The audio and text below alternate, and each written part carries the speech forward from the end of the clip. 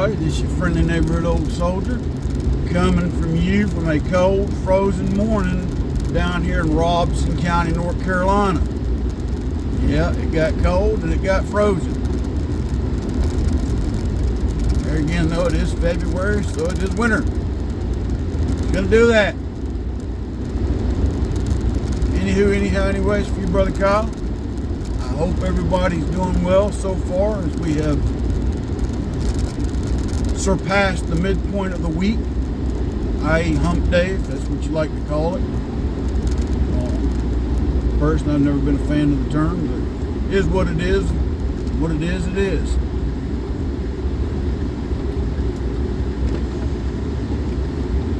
So yeah, let's talk about a few things. Jared over at Guns and Gadgets posted a video yesterday, at least I got the notification for yesterday, about a so-called person from militia that was arrested. You got to watch the video. Go to Guns and Gadgets, you'll see it.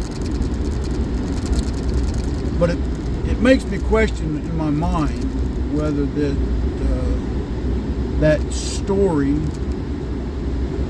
is truthful or if it's some kind of misleading release by our government to deter efforts of people going down to Texas to support the border crisis. I'm not even getting into the whole litany of things that he read from this article, but it did supposedly involve several undercover FBI agents, several militia organizations across the southeast.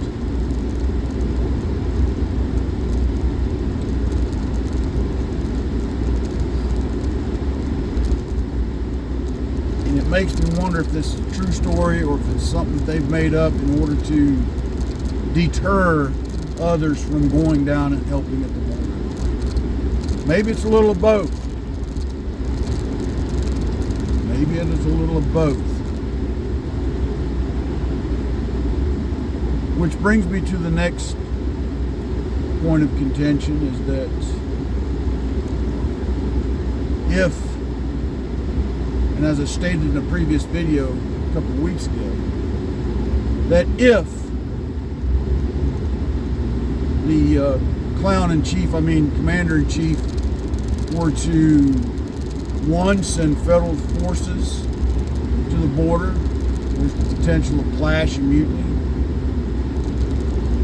if he activates the Texas National Guard and other states' National Guards that are sending units to help Texas with the border crisis, it could be met with contention and potential mutiny. It's certainly going to place the people that are actually there doing the work to protect the border in a very tight predicament of which part of their oath are they going to abide by. It should be the whole oath. Because if they opt to remember the part, support and defend the Constitution of the United States of America, not the president's political whims, not the political whims of a political party, but the Constitution of the United States of America, then their duty is to defend the border from all enemies, foreign and domestic. The emphasis on the foreign and the domestic, because the domestic enemies are on this side of the border, pushing to have the other border kept open.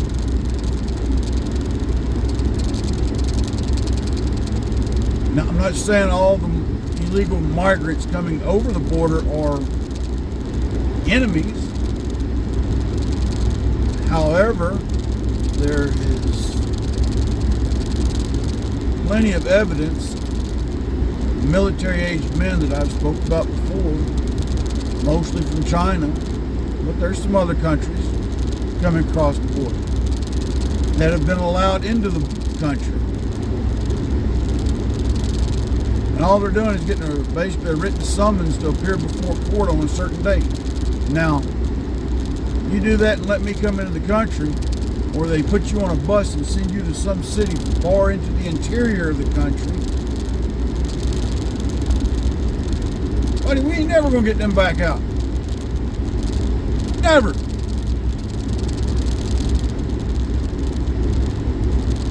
And it goes to my point that many of these people coming over are hell-bent on conducting subversion, sabotage, and espionage against the United States.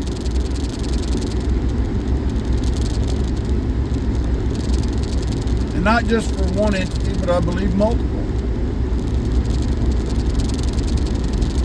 I'm almost positive Iran's got skin in this game. China, Cuba, Russia, Ukraine, all of them. All of them trying to figure out how that they can divide this country. Maybe I'm way off on a tangent and I've got a screw loose.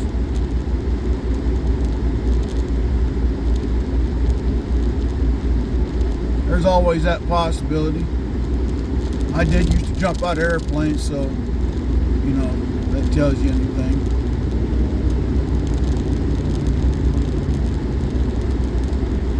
Well, I want you to sit there and think about that for a minute, folks. That the possibility of that story being put out there to scare people that otherwise would go down. I will put the link to Guns and Gadgets video. You can make a determination for yourself. I'm not saying what he is publishing is false. I'm not saying what he publishes is completely true. I just question anything nowadays from any media source. And don't get me wrong, Jared does a great job supporting the Second Amendment and putting those things out there for us, as well as these issues about our national security. But I just question some of the validity, not of him, but of the source that it's coming from. And for all I know, it could be 100% true. And if so, God help us.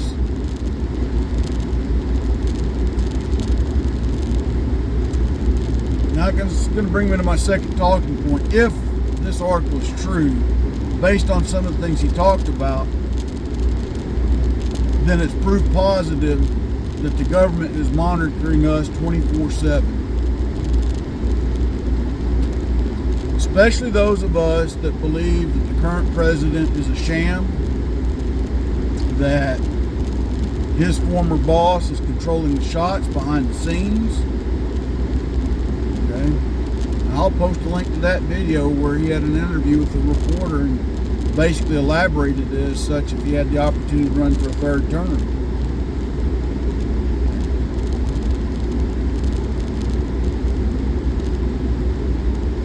But those of us also believe that the pandemic was a planned pandemic, and that the so-called COVID or coronavirus, whatever you want to call it, and its variation of COVID-19 as they called it,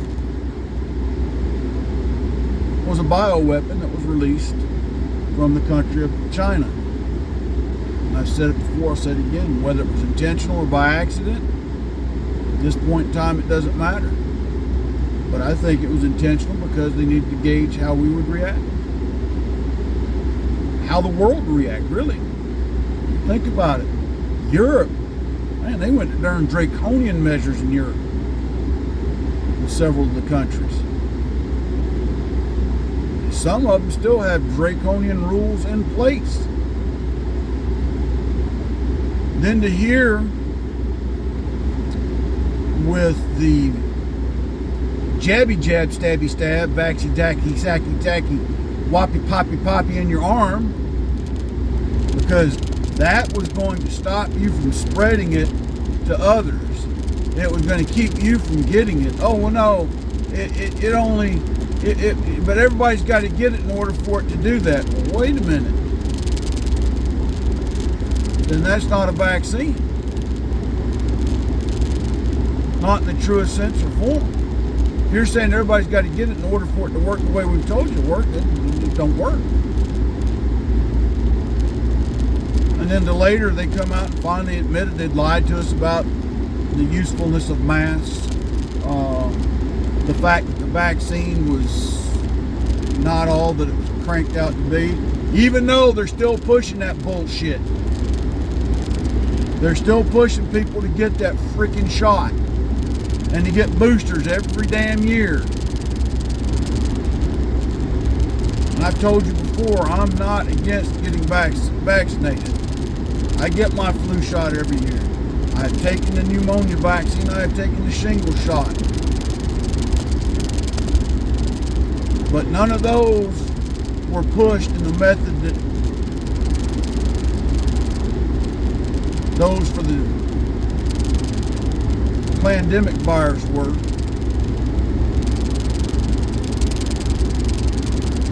And I've told you my story about the anthrax inoculations. There was a lot of kickback in the military when they started mandating that. Part of it was that, why are we having to get this all of a sudden? I told you, I went to a school in the late 90s, the leadership course. It was required back in the Army before you could get promoted to staff sergeant. Had to have it.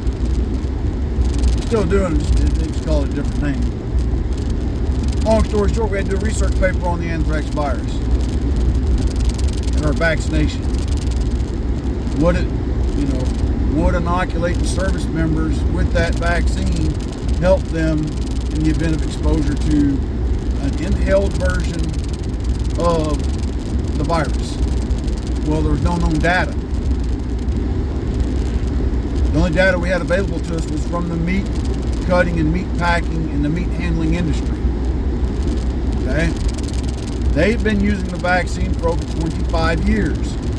And their primary means of contracting anthrax was either through cutting ass, i.e. cut or breaking the skin, and touching or handling contaminated meat or animals, or ingested, i.e. they consumed a part of the product that had it. There was no study. What it was, the DOD had determined that there were the potential threats out there that were trying to weaponize anthrax in an aerosol or powder-like form. And now I look back, it's kind of funny, this was late 90s when we had to write this, because that was when the Army was starting to consider it, mandated it at that point in time. And then shortly after 9/11, all these people started getting letters in the mail, with anthrax powder. But figure that now, folks. Think about that one for a minute. Think about that for a minute. You had people all of a sudden, shortly after 9/11, starting to get correspondence in the mail laced with white powder that had anthrax in it. Now, mind you, there were many hoaxes too. Now, remind you, I went to this school. I go to basic NCO course. 99? Summer of 1999.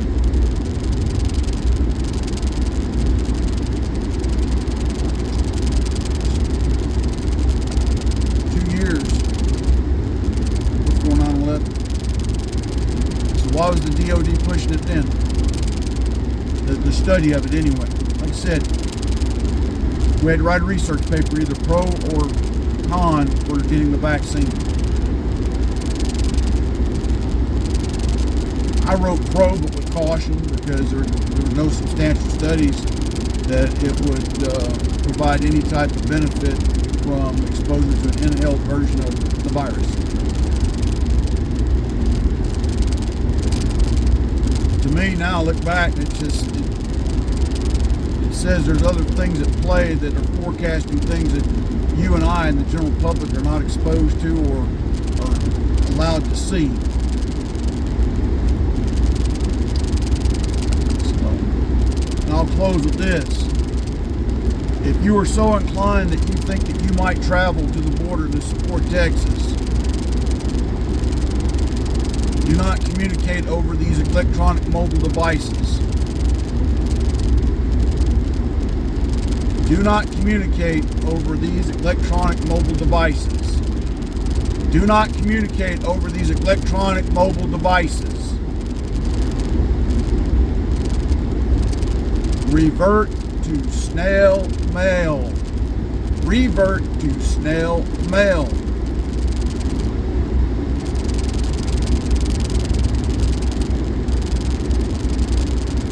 And that's all I'm going to say on that.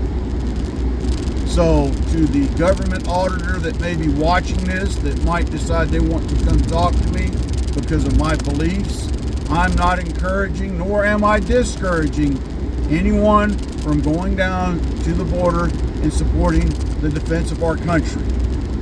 However, I am telling them not to trust you sons of bitches that work for the freaking federal government who are out to kill fellow Americans because you believe in the communist regime that is ruining and running this country. I've said it. There you have it. So if you want to come talk to me, come to Robeson County, come find my ass, you sons of bitches. Got nothing to hide.